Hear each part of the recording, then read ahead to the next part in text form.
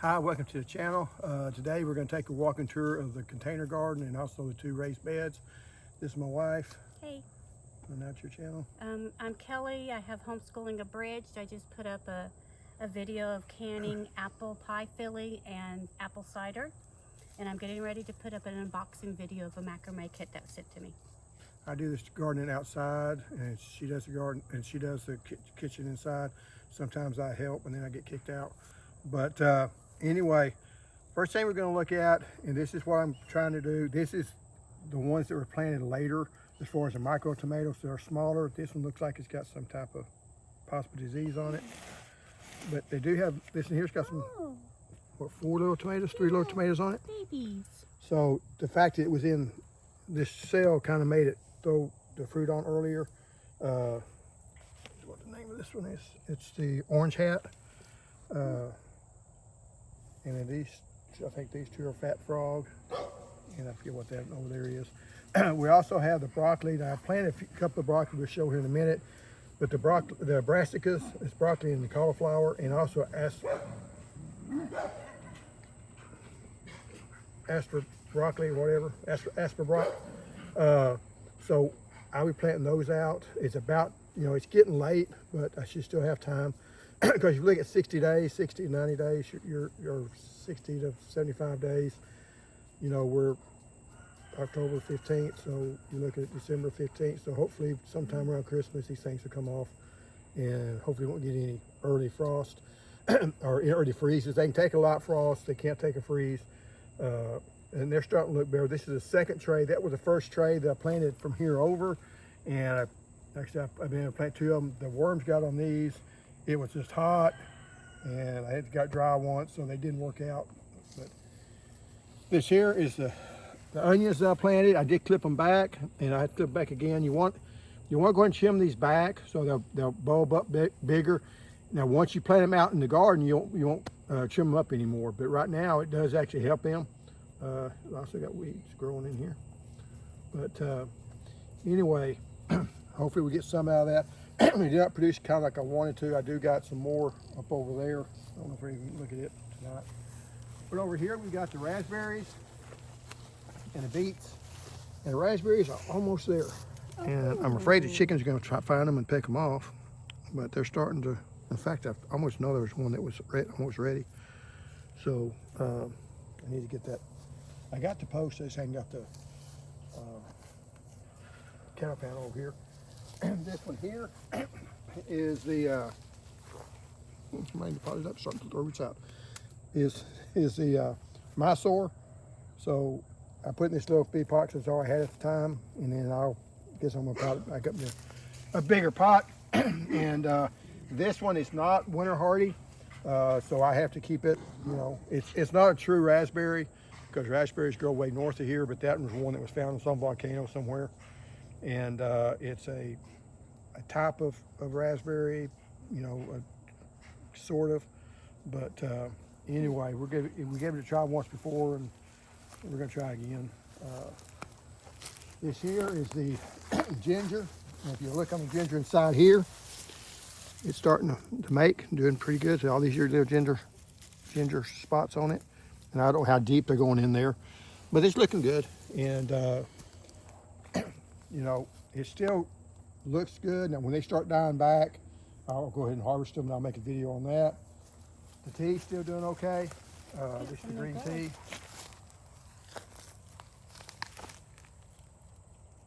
Spider making its web. Hope it's spider. Mm-hmm. And then the other one, I don't like growing ginger in a 5-gallon pot or 5-gallon bucket.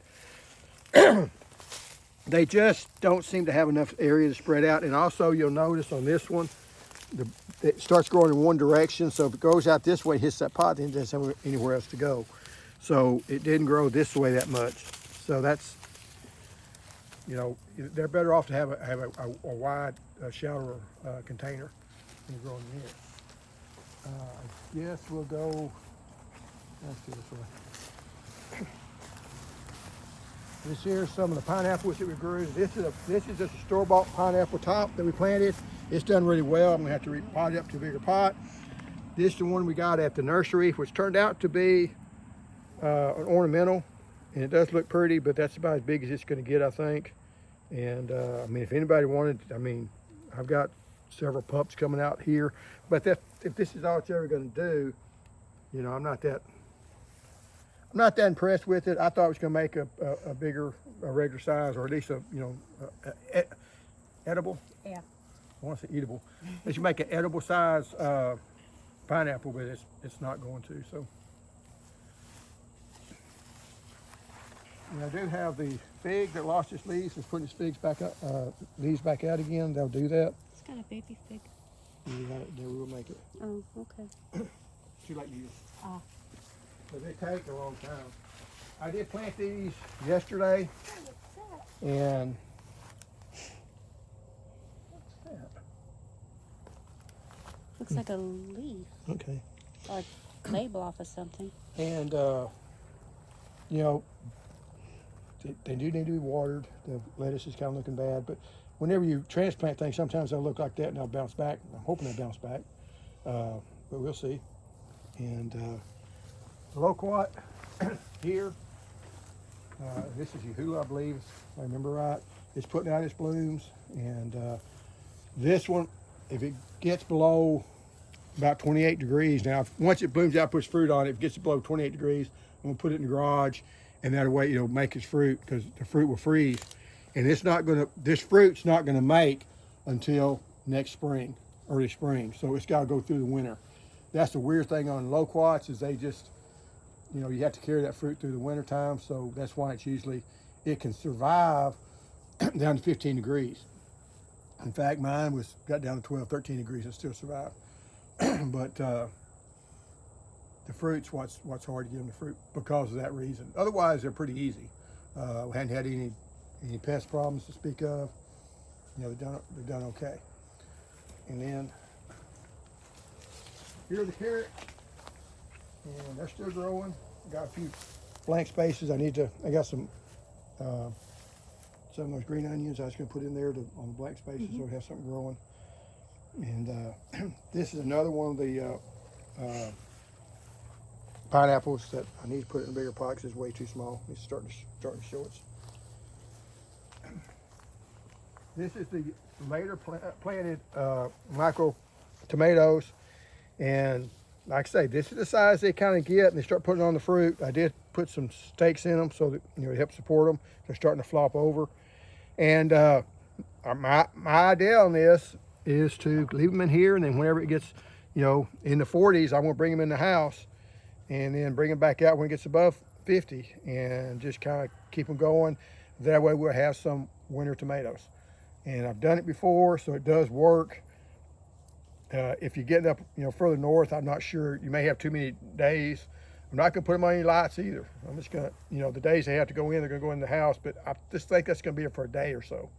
So that's not that bad. This here it just keeps looking worse. I don't really know what it is. When are the citrus going to be ready for our area? Because somebody I was talking to on Instagram, she said she's already getting her citrus. I'm not quite sure You what can she make said. these. Once they start turning, they're ready. They might not be quite as sweet. So, you know. Oops. Hey, you can try that I'm one. going to try this one. A lot of times the Myers, I've always been told that you're better off to harvest them before they turn yellow. So, yeah. I didn't know that. Well, I've told you that before. Have you? Yeah. Well, you know, Don't mean anything. doesn't mean a stinking thing. And then over here we got the lemongrass. Got the herbs.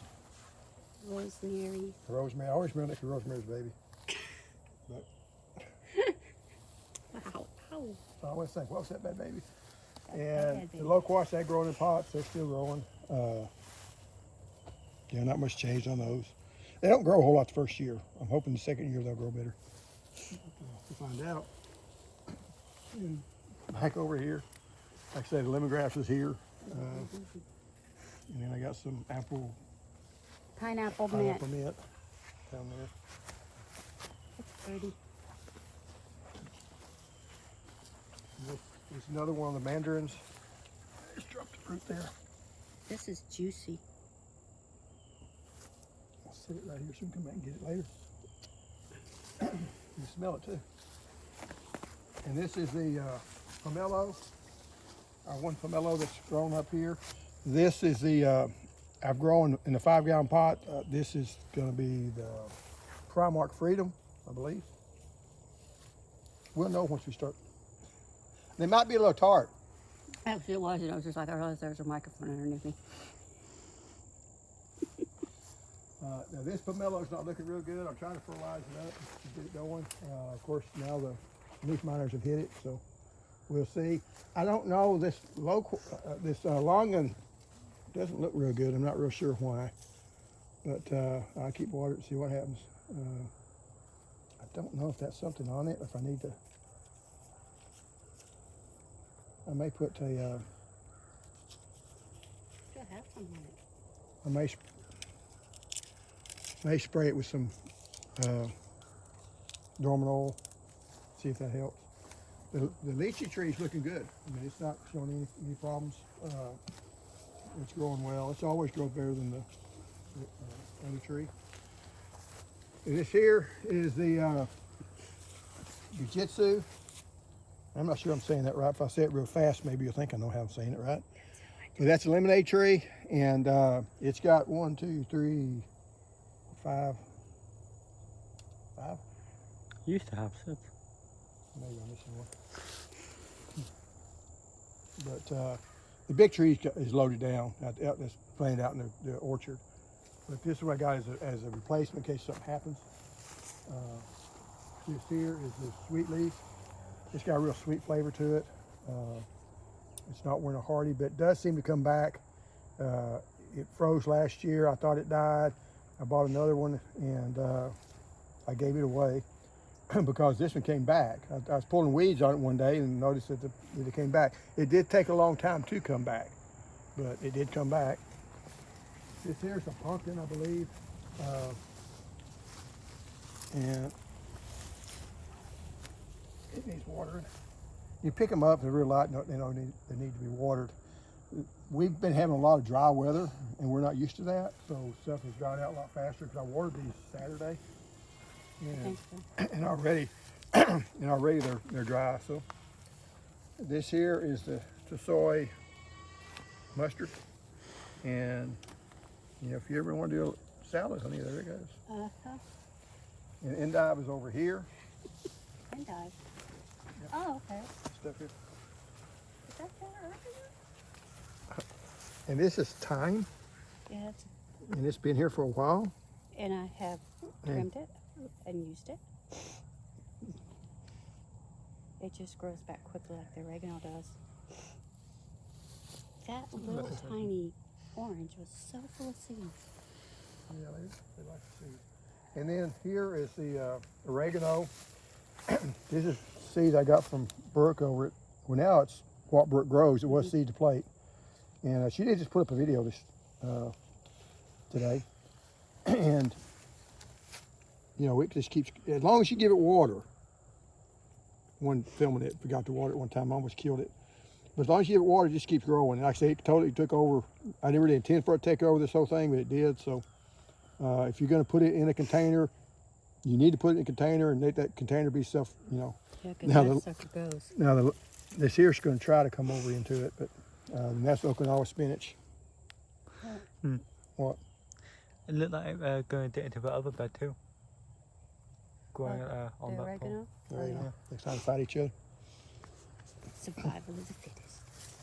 And this is the other loquat, and this is I forgot the name, but it's a white loquat. So it does have some blooms on it because it only made one last year. So, and it's got set there, and it's got some blooms over here too.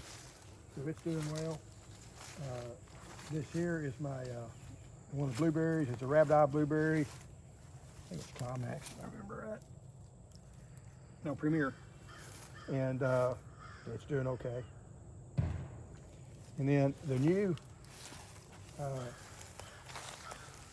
citrus I bought the other day, I haven't taken, I'm going to need to take these things off. I just haven't done that yet. But they're still looking okay. I'm keeping them watered up. And this is my little fig that I mean, that's the little Persian lime. Persian lime that just, I have never got that thing to grow well. That's not the There's- one we got there's limes three off ones. of, is it? Huh? Have we gotten limes off that one?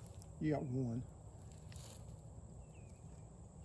And one of them usually let rot.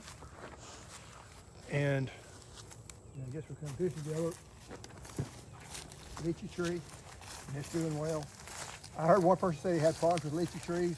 You know, they get some type of disease or whatever, but so far these haven't got that. And I'm so far away from anybody else that's got a lychee tree, so if mine don't have it, I probably won't get it. But I'll tell you, leaf miners, the thing about it, I sprayed it. I put some systemic stuff to stop this, and they still got hit hard. So, and this is a Valencia orange. You got the one orange on it. Tissue, and this is one of the caterpillars that, you know, I'll probably take him off just because if he's on the big tree, I'll leave him alone because he does make the, what is this, swallowtail? The yellow swallowtail. Yellow swallowtail butterfly is what it turns into. But if you leave him on something like this, they'll defoliate the whole thing. So, Shiranai, that's the sumo mandarin. I've got two of those. And then the N33, and they have devastated this thing. Wow. And like I say, that's after I sprayed, so spraying it done this good. And then the last one is the sanguine blood orange. I've got two other blood oranges from the other deal, so I'm gonna have three different types of blood oranges plus the caracara. So that's the way things turned out. This is Jade? jade. Hey. It's the white jade pineapple. So it should produce a bigger pineapple that's edible. And this one here, I don't know the name of it, but these are all the same ones here. It did make it a little bit bigger when it wasn't that great at tasting, but we'll see how it does. I got another one here. And this here is just another one of the store-bought ones that in a pot. So all my trees are starting to lose their leaves, and I'm hoping it's because it's the winter and not something else. Because they start dropping their leaves this time of year when it starts getting cool. That's a trilite apricot, not apricot, aprium. It has not made well. This is the Roddenberry peach. It will put on fruit, and then it makes late in the year. Come on. Come on, baby girl. So it makes late in the year, and the squirrels end up getting the fruit. So I like early making fruit. That way you don't have to spray as much. The brown rot doesn't get you as bad because that's what eats up and makes them turn bad, and you just can't eat them. Yeah, beautiful. This is the Flat Wonder peach that there's Patrick's tree. Yeah. And it makes a little flat saucer, flying saucer top. They're fruit. tasty. This here is some more lemongrass. And then we got the